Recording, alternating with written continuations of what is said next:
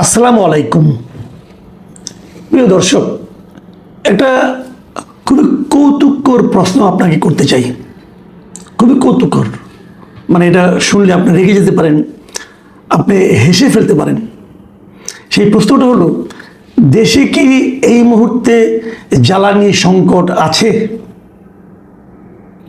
আপনি বলবেন, ভাই তোমার কি চোখ নাই? তুমি কি দেখতে পাচ্ছ না আছে কিনা?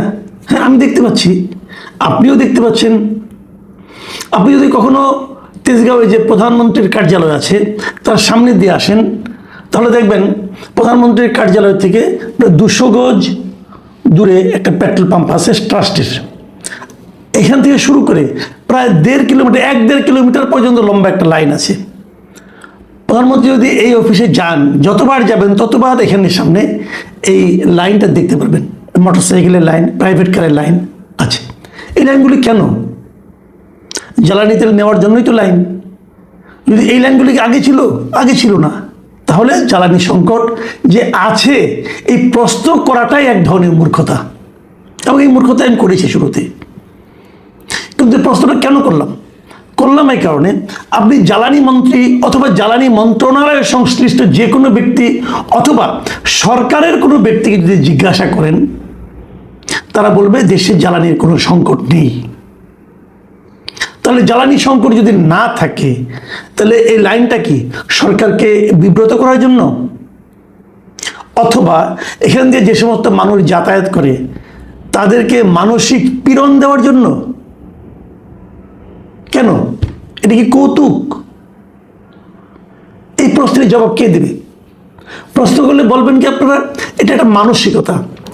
মানে জ্বালানি সংকট হতে পারে এটা চিন্তা করে সবাই যার যার যানবাহনের, সেটা মোটরসাইকেলই হোক বা প্রাইভেট গাড়ি হোক, তার যে ফুয়েল ট্যাঙ্ক আছে সেই ট্যাঙ্কটা সবসময় পূর্ণ করে রাখতে চান। আমি কিন্তু এই কথাকে অস্বীকার করি না, ঘটনা সত্য। আপনি আজকে যে লোকটা বাইক চালায় আসে, ধরা যাক একটা বাইকে 10 লিটার তেল আটে। আমি নিজে একসময় বাইক চালাতাম অনেক আগে, তো আমি আমারটা দিয়ে বললাম, আমি যে বাইক চালাতাম ওটাতে 9 লিটার প্লাস কিছু তেল আটতো। তো আমি কি করতাম, আমি একবার তেল ভরতাম, ভরে প্রায় 10-12 দিন আমার ওই তেলে চলে যেত। আমি 10-12 দিন আর তেলের কথা চিন্তা করতাম না। যখন দেখতাম তেল ফুরিয়ে গিয়েছে, তখন ওটা রিজার্ভে দিয়ে তারপরে আমি তেল সংগ্রহের জন্য যেতাম। পুরোটা শেষ হলে আবার তেল কিনতাম, এইভাবেই কিনতাম। কিন্তু এখন আপনি যে কারো মোটরসাইকেল র্যান্ডমলি ধরে জিজ্ঞাসা করেন, ভাই দেখি আপনার ট্যাঙ্কিটা একটু খুলেন তো, খুললে দেখবেন ওটার বড় জোর 1 লিটার কি 1.5 লিটার তেল ফুরিয়েছে, বাকি তেল ভর্তি। কারণটা কি? কারণটা হলো উনি প্রতিদিনই ওনার মধ্যে একটা আতঙ্ক কাজ করে, যদি কালকে থেকে আর তেল না পাই। অতএব বাড়িতে ফিরে যাওয়ার সময় যতটুকু আজকে সারাদিনে খরচ করেছি ওইটুকু ভরে নেই। এই হলো কি মানসিকতা। এখন এই মানসিকতাটা আপনি দূর করবেন কিভাবে?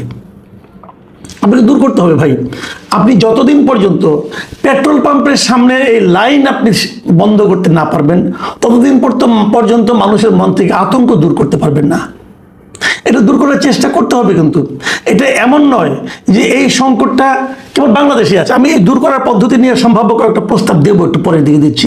আগে আমি অন্য দেশের কথা বলি। এটা এমন মনে করার কোনো কারণ নাই যে এটা কেবল বাংলাদেশেই। এটা এখন পৃথিবীর সব দেশেই চলছে জ্বালানি সংকট নিয়ে, জ্বালানি নিয়ে টেনশন চলছে। কারণ মধ্যপ্রাচ্য যুদ্ধ যেটা হচ্ছে, ইরানের সঙ্গে ইসরায়েল এবং যুক্তরাষ্ট্রের যে যুদ্ধ হচ্ছে, যে যুদ্ধটা আমি মনে করি ইরানের উপর চাপিয়ে দিয়েছে যুক্তরাষ্ট্র এবং ইসরায়েল মিলে, ট্রাম্প এবং নেতানিয়াহু মিলে, সেই যুদ্ধের নেতিবাচক ফলে সারা দুনিয়ায় এখন অর্থনীতি নড়বড় হয়ে গেছে। এমনকি খোদ যুক্তরাষ্ট্রেও এটা নিয়ে নানা ধরনের বাদ প্রতিবাদ হচ্ছে, সেখানেও কিন্তু জ্বালানি তেলের দাম বেড়ে গেছে। তো এর প্রভাব আমাদের মতো দেশেও আসবে, এটাই স্বাভাবিক। কিন্তু ওদের পক্ষে এটা হয়তো মেনটেন করা সম্ভব, কিন্তু আমরা তো ছোট দেশ, গরিব দেশ, আমাদের জন্য সমস্যা। আমাদের সরকার এখনো বলেছে যে তারা দাম বাড়াবে না, কিন্তু দাম না বাড়িয়ে আসলে পারবে না। আমি জানি না সরকার কি ভাবছে, কিন্তু আমি নিজে থেকে যতটুকু বুঝি, দাম না বাড়িয়ে কোনো উপায় নাই। কারণ আপনি কোথা থেকে দেবেন বাড়তি টাকা? আপনাকে এখন সারা দুনিয়ার থেকে বাড়তি দামে কিনতে হচ্ছে, কিন্তু আপনাকে তো বাড়তি দামটা আপনি কোথা থেকে দেবেন? সরকারের কি এত টাকা আছে? সরকার কোথা থেকে টাকাটা পায়? সে তো জনগণের কাছ থেকে পায়। কাজে জনগণের কাছ থেকে তুলে তারপরে ভর্তুকি দেওয়া এটা বেশি দিন সম্ভব হবে না, বরঞ্চ দাম বাড়াতে হবে। কিন্তু দামটা যেন এমনভাবে বাড়ে, এই জিনিসটা সরকারকে আমি অনুরোধ করবো, যখন দাম বাড়াবেন তখন আমরা এটা বলে বাড়াবেন যে দাম যখন কমবে তখন আমরাও কমাবো। সারা দুনিয়ায় কিন্তু একবার আমার সারা দুনিয়ায় কীভাবে চলে সেই আলোচনায় আমি করবো না, কারণ সারা দুনিয়ার মতো আমরা না। আমরা করি কি, যে কোনো কিছুর একবার দাম বাড়ালে আর কমাই না। কিন্তু যদি আপনার মধ্যে কমানোর মানসিকতা থাকে তাহলে কিন্তু এই বাড়তি দামটাও সাময়িক সময়ের জন্য জনগণ গ্রহণ করবে। কাজেই দাম বাড়ান, কিন্তু সহনীয় পর্যায়ে রাখেন এবং সাময়িক সময়ের জন্য বাড়ান। যুদ্ধ চলে গেলে, পরিস্থিতি স্বাভাবিক হলে সেই দামটাকে আবার কমিয়ে আনেন। কিন্তু এখন যে সরকার দাম বাড়ায়নি, এটাও কিন্তু আমার কাছে খুবই লজিক্যাল মনে হচ্ছে।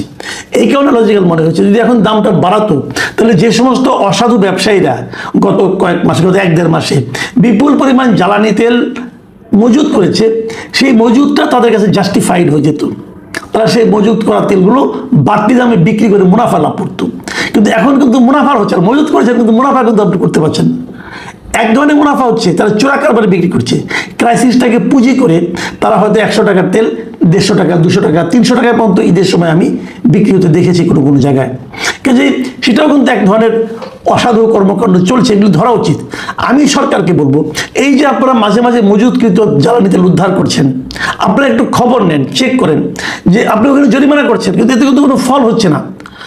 পদ্ধতিটা হলো যে পাম্পের মাধ্যমে তারা এই চোরাকারবারিটা করেছে, আপনি মনে রাখবেন, পাম্পের মালিকরা বোঝে না তা কিন্তু না। কেউ একজন 1 লিটার 10 লিটার নিলে এটা কোনো সমস্যা নাই, কিন্তু কেউ যদি 20,000 লিটার তেল নেয়, সেটা পাম্প মালিকের ইচ্ছা মতোই নেয়, মালিকের চাওয়ার জন্যই নেয়, মালিক চাই বলেই দেয়, এটা কিন্তু মালিক জানে। এই ধরনের ঘটনা যেখানে যেখানে পাবেন সেখানে পাম্প মালিকের লাইসেন্স ক্যান্সেল করে দেন আপনারা, কেবল তাহলেই দেখবেন এই অসাধু ব্যবসা এখানে বন্ধ হয়ে যাবে। এখন অন্য কিছু পদ্ধতিও আছে, সেই পদ্ধতিকে নিয়ে একটু কথা বলি যে সারা দুনিয়ায় কীভাবে হ্যান্ডেল করছে। এক একটা দেশ কিন্তু এক একভাবে করছে। এশিয়ার বেশ কয়েকটা দেশের মধ্যে আমি যেটুকু জানি, যেমন প্রথম দেশ ফিলিপিন্স করেছে কি, এর মধ্যে জাতীয় জ্বালানি জরুরি অবস্থা ঘোষণা করেছে। এটা একটা জরুরি অবস্থা, কাজে এই জরুরি অবস্থা হিসাবে তারা কিছু পদ্ধতি ব্যবস্থা নিয়েছে। শ্রীলঙ্কা যেটা করেছে, তারা কর্মসপ্তাহ কমিয়ে 4 দিন করে ফেলেছে এবং তারা জ্বালানি রেশনিং শুরু করেছে। আমরা কি করতে পারি? আমরা এখন জানি না আমরা কি করব, কিন্তু ইন্টারেস্টিং একটা ঘটনা দেখলাম এর মধ্যে। সেই ঘটনাটা আবার অন্য ইস্যু, তবু ঠিক আছে, ওটা শেষে বলি।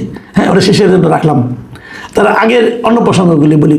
যেমন মিয়ানমারে কি করা হয়েছে, মিয়ানমারে যাদের নাকি প্রাইভেট কার, যাদের ব্যক্তিগত গাড়ি যেগুলো আছে, এগুলো আপনি ডেইলি চালাতে পারবেন না। আপনি একদিন যদি আজকে যদি চালান, আগামীকালকে আপনার রাস্তায় নামাতে পারবেন না। মানে গাড়িতে রেশনিং করা হচ্ছে, রাস্তায় বেশি গাড়ি থাকবে না। আমিও মনে করি আমাদেরও এরকম কিছু একটা করা যেতে পারে। যেমন ধরেন আমি যে প্রস্তাবকে যেটা দিয়ে যাচ্ছি, যেমন অড ইভেন নাম্বারের গাড়িগুলির ব্যাপারে আপনি একটা সিস্টেম ক্রিয়েট করতে পারেন। দুটো সিস্টেম, যে সমস্ত গাড়ির নাম্বার বেজোড়, মানে শেষের অক্ষরটাও লাস্ট নাম্বারটা ডিজিটটা বেজোড় সংখ্যা যেগুলো আছে, এগুলো অড নাম্বার, আর যেগুলি জোড় সংখ্যা 0 সহ সেগুলি জোড়া সংখ্যা। তাহলে অড ইভেন পদ্ধতি করেন, যেমন আপনারা বলে দেবেন সপ্তাহের একদিন অড নাম্বার চলবে, একদিন ইভেন নাম্বার চলবে। তার মানে হচ্ছে এটাই যে ওই দিন প্রতিদিন আপনি ধরে নেন, যেমন ধরেন 1 তারিখে একটা অড নাম্বার, তো 1 তারিখে কেবল অড নাম্বারের গাড়িগুলি চলবে রাস্তায়, ইভেন নাম্বার চালাতে পারবেন না। 2 তারিখে জোড় নাম্বার, অতএব ওই দিন কেবল জোড়া নাম্বার যেগুলো আছে, যে সমস্ত গাড়ির নাম্বার প্লেটে, কেবল সেগুলিই চলবে, আরগুলি চলতে পারবে না।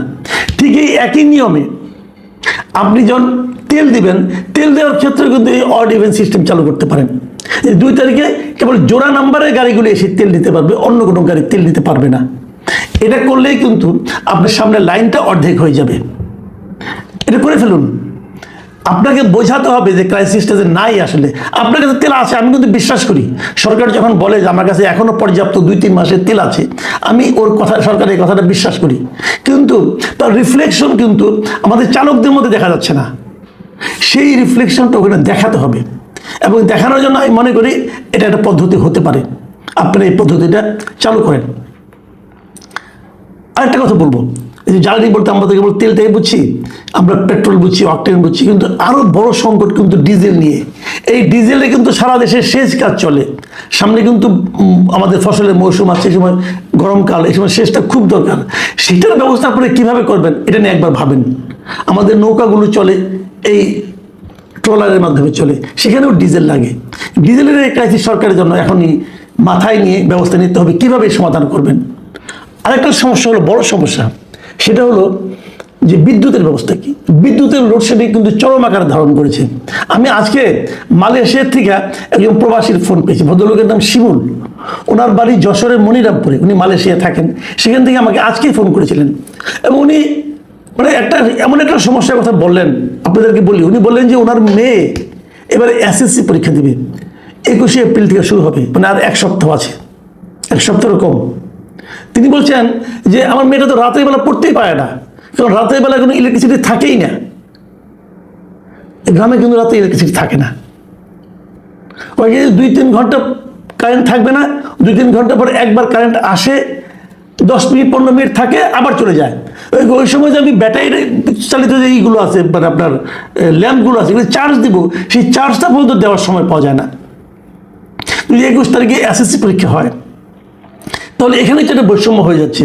গ্রামের ছেলে মেয়ে যারা আছে তারা কিন্তু পড়াশোনা করতে পারবে না, তো তাদেরকে আপনারা আর কত পিছিয়ে রাখবেন। গ্রামে কিন্তু বিদ্যুৎ থাকে না, মাঝে মাঝে আসে আবার চলে যায়। তো গ্রামের দিকে তো নজর দিতে হবে। দিনের বেলা আপনি লোডশেডিং দেন, আর রাতের বেলা অন্তত পক্ষে আপনি বিদ্যুৎ চালান, অন্তত পক্ষে স্টুডেন্টরা যাওয়া তখন পড়াশোনা করে এই রাত 12টা পর্যন্ত। তো এইটা কীভাবে নিরবিচ্ছিন্ন করা যায়? এই সংকটটা কিন্তু কেবল একজনের না, এটা আমি দেখলাম বিভিন্ন পত্রপত্রিকা পড়ে যে আমাদের যে আপনার যে পল্লী বিদ্যুৎ আছে, এই পল্লী বিদ্যুৎ কিন্তু ওরাও স্বীকার করেছে যে তাদের এই সংকটটা এখন এই সময় লোডশেডিং এখন তীব্র আকার ধারণ করেছে। প্রায় 30 থেকে 45% পর্যন্ত তাদের লোডশেডিং হচ্ছে এখন। এটা একটা ভয়াবহ চেহারা কিন্তু। আমি জানি না আমাদের জ্বালানি মন্ত্রী এইভাবে কোনো মানে নজর আছে কিনা, এইভাবে ব্যবস্থা নিচ্ছেন কিনা আমি জানি না। আমি বলতে পারবো না যে পরীক্ষা বন্ধ করে দেন, এটা তো বলা যাবে না, তাই না? কারণ সব পরীক্ষা তো দিতে হবে। আবার পরীক্ষা 1 মাসের জন্য বন্ধ করে দিবেন, তারপরে যে ঠিক হবে তাও তো না। কাজে যাদের নাকি পরীক্ষার্থীরা যাতে বিপদগ্রস্ত না হয় সেই ব্যবস্থাটা কিন্তু সরকারকে করতে হবে। বলেছিলাম একটা মজার কথা বলবো, সেটা বলেই শেষ করি। সেই মজার কথাটা হলো, আজকে হঠাৎ করে একটা নিউজ দেখলাম। সেই নিউজটা হলো আমাদের যে বার কাউন্সিলের ইলেকশন আছে, সেই ইলেকশনটা হঠাৎ করে বন্ধ করে দেওয়া হয়েছে। মধ্যরাত্রে একটা নোটিশ দিয়ে বাংলাদেশ বার কাউন্সিলের নির্বাচন বন্ধ করে দেওয়া হয়েছে, পিছিয়ে দেওয়া হয়েছে। কারণ হিসেবে কি দেখানো হয়েছে? কারণ হিসেবে বলা হয়েছে জ্বালানি সংকটের কথা। জ্বালানি সংকটের কারণে যে পরিস্থিতি তৈরি হয়েছে, সে কারণে বার কাউন্সিলের নির্বাচন পিছিয়ে দেওয়া হলো। ভাই, জ্বালানি সংকটে তো সব কিছুই চলছে, তো বার কাউন্সিলের নির্বাচন হতে জ্বালানি সংকট কি সমস্যা করলো, এটা ভাই আমি বুঝতে পারলাম না। নির্বাচন না করার ইচ্ছে হলে এরকম হয়? দেখুন, আমাদের জাতীয় সংসদ কিন্তু চলছে। জাতীয় সংসদের চেয়ে এত বেশি বিদ্যুৎ আর কোনো একক ভবনে হয় না। তো তারা তো বলতে পারতো জ্বালানি সংকটের জন্য আমি দিন পিছিয়ে দিলাম, তাদের করেনি। বার কাউন্সিলের নির্বাচন পিছিয়ে দিতে হলো। হয়েছে, আমাদের এখানে অনেকে হয়েছে, আমরা কিন্তু দেখেছি। কালকে আমি একটা কন্টেন্ট করেছিলাম যে কীভাবে নির্বাচনটাকে একা নিজের করায়ত্ত করতে পেরেছিল শরীয়তপুরের আইনজীবীরা, এরকম আমরা শুনেছি, তাই না? তো এখন এখানে আরেকটা অজুহাত দেওয়া হয়েছে। সেই অজুহাতটা হলো যে বিদ্যুৎ নাই, নির্বাচন করবেন না, করতে ভয় পাবেন, সেটা অন্য হিসাব। কিন্তু হেরে যাওয়ার ভয়টা সবারই আছে। কদিন আগে দেখলাম মাদারীপুরে নাকি সবগুলোতে হেরে গেছে। যাই হোক, তো এরকম নির্বাচন কিন্তু আরও অনেক জায়গায় হচ্ছে। আমি বলি, আমি নিজে জাতীয় প্রেস ক্লাবের একজন মেম্বার। আমাদের জাতীয় প্রেস ক্লাবের নির্বাচন কিন্তু কয়েক দফা পিছিয়ে দেওয়া হয়েছে। প্রথমবার পিছিয়ে দেওয়া হলো যে নির্বাচনের পরিবেশ নাই। কেন পরিবেশ নেই বুঝতে পারলাম না। যখন তারা বললো নির্বাচনের পরিবেশ নাই, তার কয়েকদিন আগে আবার রিপোর্টার সেনেটের ইলেকশন হয়েছে, ওটা হয় নিয়মিত, ওখানে কোনো সমস্যা নাই, এখানে পরিবেশ নাই। তারপর আবার কিছু মেম্বার টেম্বার করা হলো, তারপর আবার যখন নির্বাচনের ডেট ঘোষণা করা হলো, বললো ঈদের কারণে ঈদের পরে হবে নির্বাচন। ঈদ শেষ হয়ে গেছে, এখন শুনতেছি নাকি না এই তো হবেই না, আগামী ঈদের পরেও হবে না, সেটা যাবে ডিসেম্বরে। কেন? হেরে যাওয়ার ভয় থাকে অনেক সময়। যদি সেরকমভাবে হয়, আমি জানি না কোনটা কীভাবে হয়েছে। তো নির্বাচন না করার অজুহাত হিসাবে কিন্তু এই যে আপনার জ্বালানি তেলের সংকট, এটা আমার কাছে খুব অভিনব ঠেকেছে। আইনজীবী মানুষ তো শুনতে খুব ভালো লাগে।